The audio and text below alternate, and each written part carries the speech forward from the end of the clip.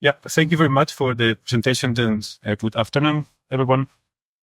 Some of you may have read the abstract I submitted, but probably many of you haven't. What you certainly haven't seen yet are the 3 images that accompanied that abstract. The first one was the index of content of the catalog Marienschutten, the Dirty Table, published by Stedelijk Museum of Amsterdam in 1997. The second one, the title page of the book, Penda Fort, 333 Birds, published by Museum Custodia, 2022. The third one, the title page of the book, Judith Joy Roth, Living with War by Stedelijk in 2008. In May, after reading the open call for this conference, I started to look around in my memory, in my imagination, and in my books. And I came across something that I already knew, but I had not yet paid much attention to. I found archetypal individual right pages, such as title pages and indexes, whose contents had invaded and conquered the void of the left page. Not only that, the names of the people who had designed these double pages were familiar to me. They were Walter Nichols on the very left, that's typographer, Micha Bierma, that's typographer, and until this very same year, professor of typography at HFBK Hamburg. Micha Bierma was assistant of Walter Nichols, and he was also my professor at HFBK Hamburg, doing my master's degree. And Ingo Offermans, currently professor at HFBK Hamburg, and both former student and assistant of Micha Bierma. What is to say, the designer of these pages represents 3 generations of master-pupil parents. 3 generations of what I consider my typographic family, 3 representatives of a tradition to which I now belong and for which to this day I not only call myself graphic designer, but also typographer. I had found a pattern that I had actually reproduced myself not long ago.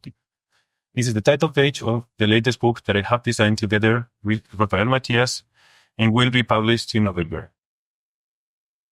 So there was something to research, and there were many ways to approach this research. I have chosen, like a curious grandchild, to investigate the very first link of this thing, Walter Nichols. I decided to focus on studying his work to try to understand what lies behind the double spread pages I just have shown you. Despite several phone calls with Nichols, we did not manage to arrange a visit to his house in Dordrecht. Nevertheless, this research is based on visits to many libraries, including the library of Van Abbe Museum in Eindhoven, where Nichols worked as a designer from 1975 to 1987, where the museum was under the direction of Rudi Fuchs, to the library of Stedelijk Museum, for which he also worked as a designer when Fuchs directed the museum between 1993 and 2003. I also visited this current solo exhibition at Enberg Gallery, this one here, in Amsterdam. I read books on the subject, and above all, I talked for many, many hours with Micha Bierma. So to begin this presentation, I'm going to go back years. When I first arrived to HFBK Hamburg in 2018, my work was based on big, loud, colorful gestures, on fashion. Those all characteristics that belong to the public world, the world of graphic design, advertisement, and branding. And I ended up studying with someone who mainly does this kind of work, Micha Bierma. This practice is mainly based on small, quiet, color-reduced traditional gestures. This practice belongs in the private world of typography. The private world about Rudi Fuchs wrote for the current exhibition of Walter Nichols in Amsterdam. Typography, the determination of the placement of words and images on the page and the working of this into a visual rhythm, has a certain intimacy. Just as opening a book is intimate and only and for my eyes alone. Micha Bierma and I started having many conversations in that beautiful room 150. We were a very cultural Catholic, me, and a very cultural Protestant in sitting on either side of a massive wooden table trying to understand each other's ideas. At some point, after many conversations, we agreed to prepare together a presentation on title pages in the typography class for my fellow students. I was excited by the idea, and as soon as I left that meeting, I bought on 8 books the 1929 first edition of 100 title pages by Alfred Forbes. And we never talked about it again. As so many other ideas, this one stayed in the drawer. But in a metaphorical way, I think what happened that day defined something that I have been thinking about for the last few months. Vilma and I were trying to meet in a middle ground between the public and the private space, and we chose the title pages.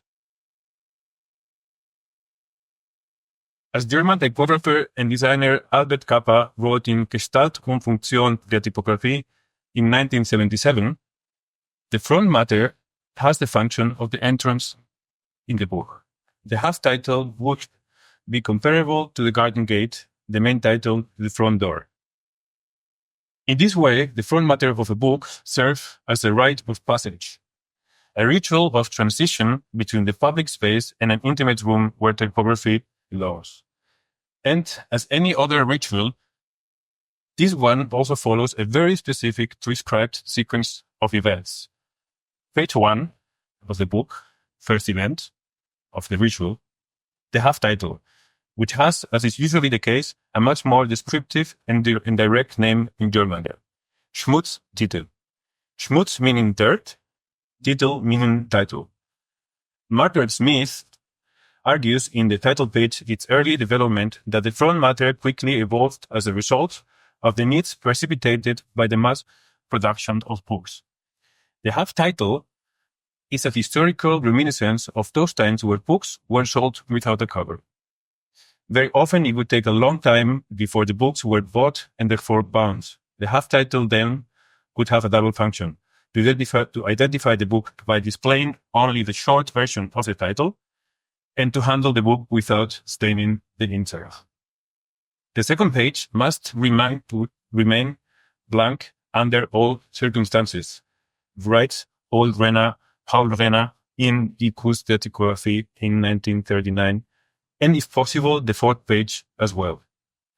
The second page, however, may depict a frontispiece, a decorative illustration designed to appear on the page preceding the title page.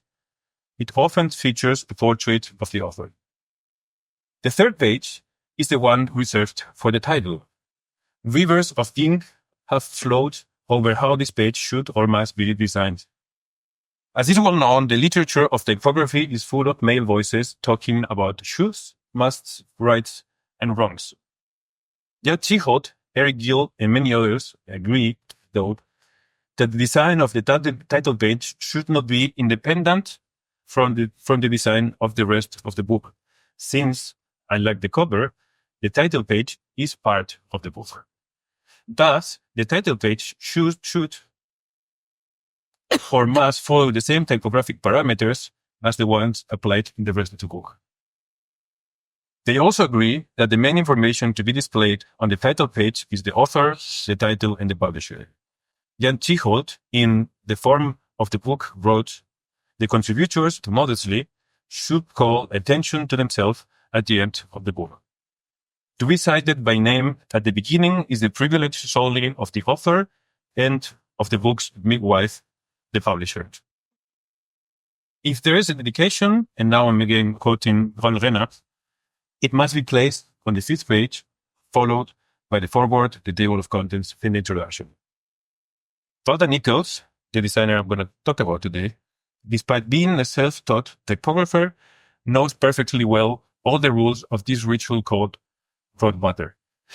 He has great respect for Tschichold and his work, and yet, due to his artistic training as a painter and by his almost religious devotion to visual arts, he always left a great deal of room for intuition and formal playfulness, pretty much influenced by modernist painters such as Montcalm.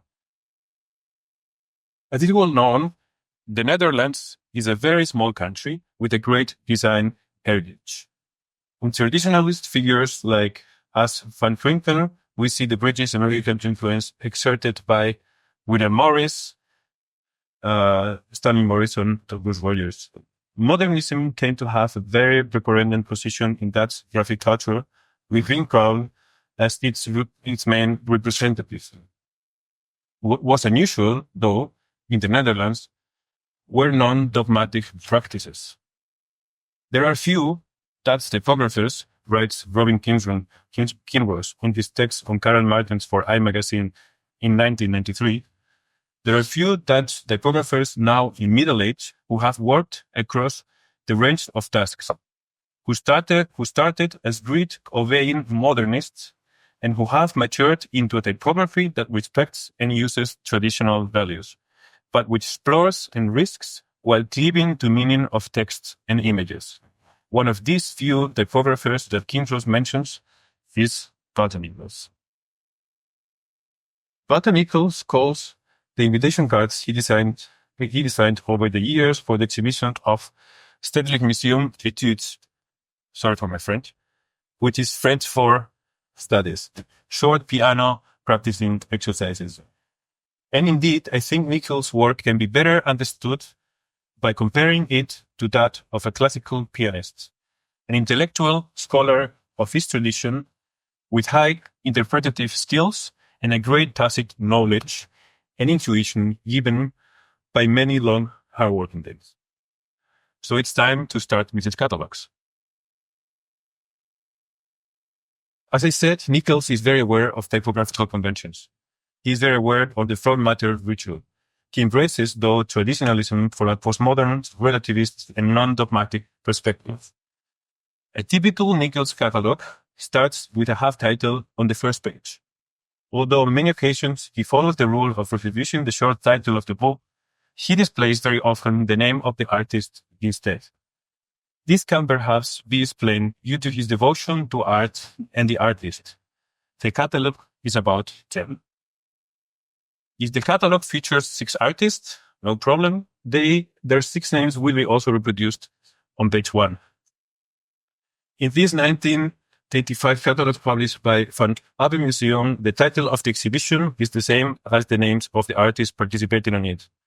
Thus, Nichols decides to reproduce their 15 names 3 times in a row in 5 consecutive pages. If we count the cover. The catalog is clearly about the artist.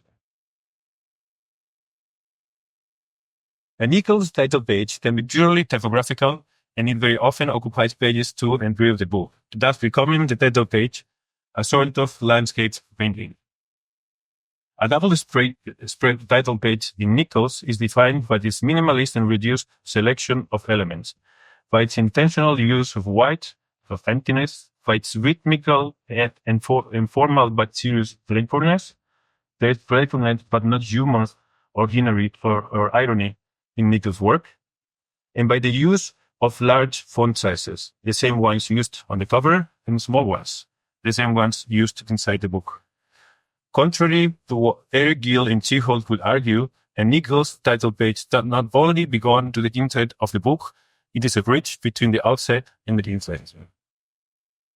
Nichols' catalog usually features a frontispiece that sometimes will be centered on the left-hand page, but more often will be placed on the right, feeling attracted to the spine of the book, or on the left side of the page. This one is a beautiful example of how a title page can meet the index of contents.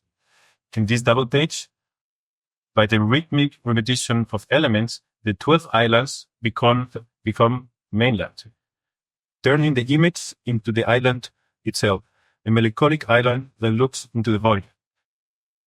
In this title page, typography as music and space equals poetry. Sometimes the artist will be doing some kind of action, like hitting the water with a stick, flipping through its papers. Sometimes we will see the artist only through the action itself. At other times, the artists are not longer there, but we still can see them in the traces that they have left behind. The photographer, like a policeman at the scene of a crime, has arrived too late. The frontispiece can also be placed in the center of the double page, separating the artist from their artwork. On other occasions, the frontispiece reproduces itself and appears in different forms and sizes several pages later. A Nichols frontispiece can also be, and often is, a reproduction of the first work in the catalog. In this way, the front matter and the actual content of the catalog merge. In his extensive collaboration with the artist Lotte Baumgarten, Walter Nichols almost always reproduces a photograph by the artist on page 2. And on this particular double-spread title page, Nichols wrote, "The motif of the ship as a metaphor for traveling is formally answered by a sea of white between both pages and the author's names. The double page becomes an image." A double-spread title page in Nichols is all about composition, tension, and attention. But not only. Vija Vierma, when I mentioned Albert Kappa's quote about the title page as the entrance to a house, told me that he rather thinks the title page of a catalog as the lobby of a largest modernist building, a massive open space, plenty of room for a large painting.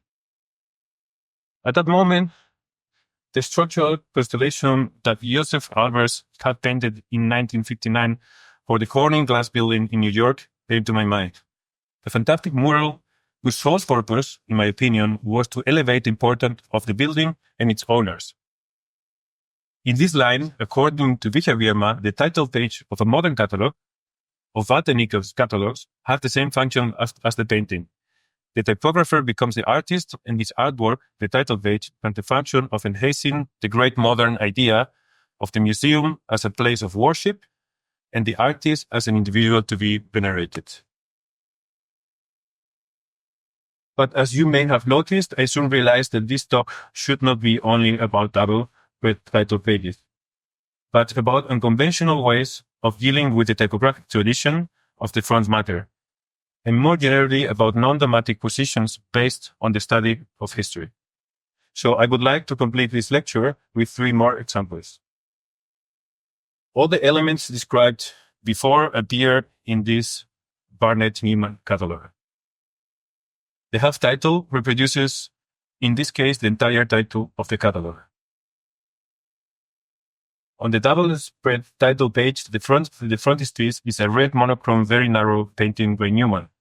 Nichols uses Newman's artwork as the graphic element to create his own painting. However, this does not mean that there is no room for a portrait. This will appear on the follow double page with a quotation from the artist himself.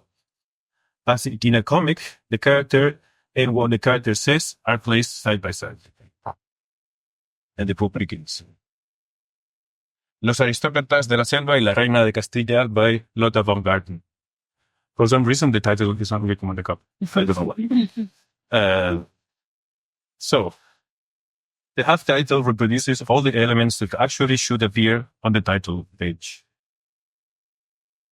On the next double spread page, the title of the book, and as a frontispiece, a photograph by the artisans. Second double spread page, the name of the artist, a dedication to a horse, and another photograph of Baumgarten as frontispiece. Sorry. Third double spread page, name of the publisher, dates of the exhibition, and a picture of a ship with initials of the artist. And the very last front matter of the day, one that is not by Walter Nichols but by Vija Vierma, a fantastic front matter in my opinion. The title page of this book about the photographer Jon Colson appears directly on page 1. Page 2 and 3, a portrait of the artist and the names of the authors. Vija Vierma himself says. So the title page is not a title page because the title is not on a screen. But the names of the authors are arranged in such a way that the initials of Jon Colson can be emphasized. Can you see they're in red? Like they can you see it? Yep. The double title page is rather a concrete poem that evokes the content of the book. And the table of contents that echoes the previous double page. I could show you many other examples, but I don't think it would be necessary. What I wanted to share today, I hope, is already clear. Today's lecture is about a very particular kind of relationship between the designer and this tradition. The tradition William Morris describes as follows. Tradition is more than the embalming of forms customary in states of society that have been long since cast aside.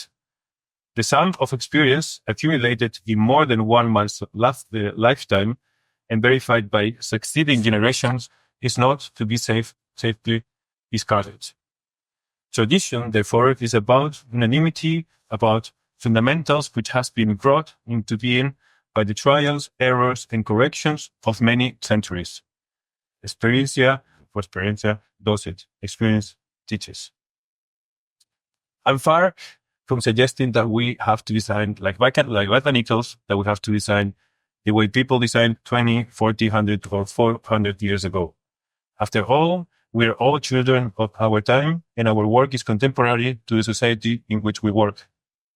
But I deeply believe that the society in which we work is sustained by the pillars of the past, of a past that we should be aware of if we want to generate solid, critical, contemporary, and timeless discourses.